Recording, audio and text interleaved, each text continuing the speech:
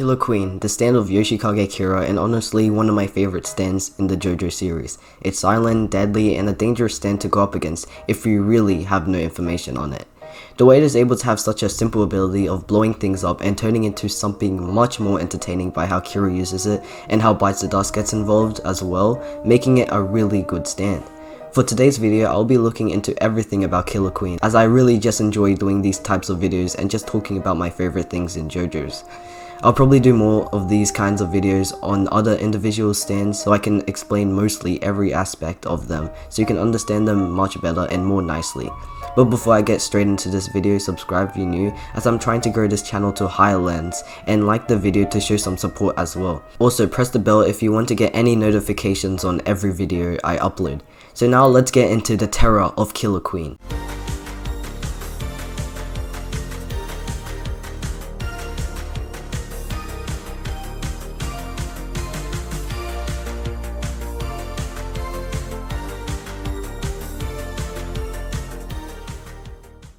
So before we get into everything about the stand, we have to find out how it came to be. Killer Queen's namesake has come from the song Killer Queen that was by the band Queen.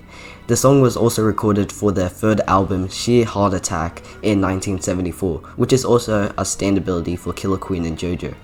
Killer Queen's personality usually doesn't show any change, with its face only showing the same look whenever it gets taken out. The wide-eyed and mouth look makes it seem focused and hell-bent on taking out their target. When it also shows no personality, being quiet as always really makes it a good stand for Kira, as he wants to take things out silently and live a quiet life, as he wills. Killer Queen's appearance has a humanoid build, while its color is light pink in the anime and colored manga. Its ears resemble those of a cat, with its eyes having cat-like pupils as well. Killer Queen also wears dark leather-like gloves while wearing a belt-like band at its waist as well. The first time we had seen Killer Queen was when Kira had revealed it in chapter 80 and episode 21 of Diamond is Unbreakable. The way it is revealed was intense, as in the anime the music in the background was chilling, as we got a rising dangerous aura coming from Kira. Once Killer Queen had been revealed, it looked like an emotionless living being programmed to kill and nothing else. It had no other action other than to completely erase traces of the target. In this reveal, it was frightening as well to see Kira so calm when he is up against Shigechi, as he was actually casually explaining Killer Queen's ability to place bombs on things that it touches and blow them up, which I'll explain his primary bomb right now. Killer Queen's primary bomb is simple to understand, as it's able to have the ability to turn things into its own bombs simply by touching them. If the object or person that has been turned into a bomb has touched another thing, that thing would get transferred the bomb charge to them as well. As we saw when Harvest touched the coin Kira threw, it blew them up as well as Shigechi. Killer Queen presses their thumb on its index finger to detonate the bomb, similar to how you press a button to blow up something. When someone is blown up by Killer Queen's ability, traces of themselves completely disappear, including their clothes, equipment, or what they're carrying. This is because the bomb charge travels from the body to everything else they have in hand, or what they are touching. But on some occasions, people can survive the bomb, which was seen the first time Shigechi got blown up, but sadly after that he couldn't survive the next bomb. So from this we can tell that people can only survive up to one explosion and die in the second, but mostly they die from the first one. Kira can also control the explosion, since that's the way he got his special hands from people while everything else got blown up. Some weaknesses to the primary bomb would be that it can only be used if Killer Queen is able to press its index finger, or the target won't get blown up. Also, it can only charge up to one thing at a time, so it can't use its ability on multiple things at once. One last weakness would be if there isn't air around the place it's gonna blow up, then it can't be used, as seen from how Stray Cat created a vacuum around the bomb, disabling it. It's pretty unknown if non-stand users can see an explosion from Killer Queen, but we know that the explosion doesn't cause too much sound for even stand users as well, as we saw when Shigechi died, Josuke and Okuyasu didn't hear the explosion. So another one of Killer Queen's abilities is the second bomb, Sheer Heart Attack. It's an automatic bomb that detaches from Killer Queen's left hand.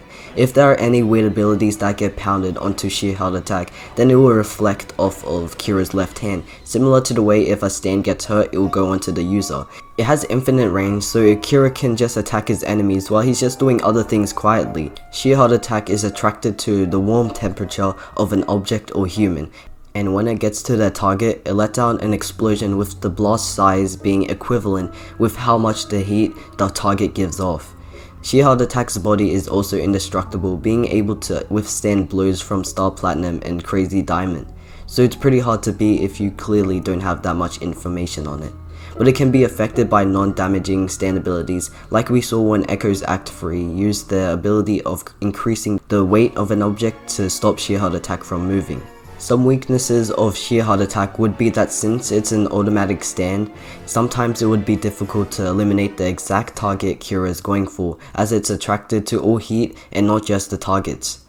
Another weakness would be that the user would have to go over to Sheer Heart Attack to deactivate it, like when Kira had to go all the way over to where Koichi was stopping it from moving to deactivate it. The last main ability Killer Queen has is the one that he had gained later in the story of Diamond is Unbreakable. Bites the Dust. The ability was given to Kira when he got stabbed by the stand arrow for the second time, making him be able to get the desire of preventing anyone from knowing his true identity as an ability. It has been unknown in the fandom if this ability is a Requiem one, as it kind of shares the same characteristics of giving the user the desire. This bomb appears as a miniaturized form of Killer Queen that hides inside whoever it is planted in, while it acts independently of Kira's will, manifesting only when the bomb is triggered. It's activated when Kira's identity has been revealed to someone other than the person it has planted inside, which in the series it was Hayato.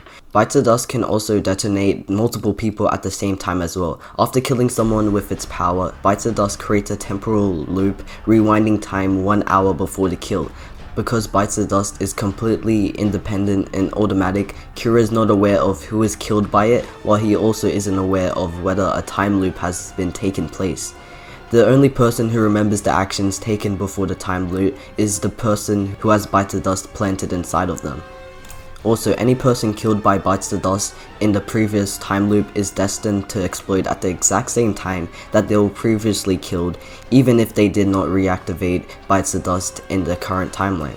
Kira also prevents any harm towards the person that has Bites the Dust planted inside, preventing Hayato from killing himself when he tried to stop all of this. The only way to stop the effects of Bites the Dust is to kill Kira or otherwise force him to withdraw its ability. And when Bites the Dust is over, all timelines created using Bites the Dust are erased. Another thing is that it looks like Bites the Dust can only be put onto non-stand users, as Kira didn't try to put it onto stand users. An extra ability that Killer Queen uses was when he was able to put Stray Cat inside of its hollow body and use it to charge bombs onto Stray Cat's invisible air bubbles as an attack. The bubbles explode by the contact of a target. So now that I've gone through this Killer Queen's ability, there's another one that I've been wanting to talk about as well. The Jojolion version of Killer Queen may seem similar in appearance, but in abilities it's entirely different in some ways. This Killer Queen is able to create explosive bubbles by itself, unlike in the original universe where it had to use Stray Cat for them. Also, if Killer Queen physically touches an object or person, the bubbles form inside of them, and when the ability is used, the target inflates and explodes. Another one of this Killer Queen's abilities is having the power to be able to send out multiple mini versions of Sheer Heart Attack. They can cause explosions, and Kira himself can remotely control them as well, making them more deadly than the original universe's version. Kira can also make the Sheer Heart Attacks to be able to be so small that it can travel through a person's bloodstream and inside someone's head. The power of the explosion depends on the size of Sheer Heart Attack. Now if Part 4 Kira went up against Part A Kira, I see Part A Kira winning in a mid-range fight against him, but if he's able to fight him in a short-range battle, of course Part 4 Kira would win. Alright, since I've basically covered up all of Killer Queen's features and abilities, let's wrap up this video here now. Hopefully you enjoyed it, and if you did, share the video to other JoJo's fans, as I am hoping to make more JoJo videos. Subscribe if you're new, hit the like button and turn on bell notifications. It's been Endless Requiem, peace.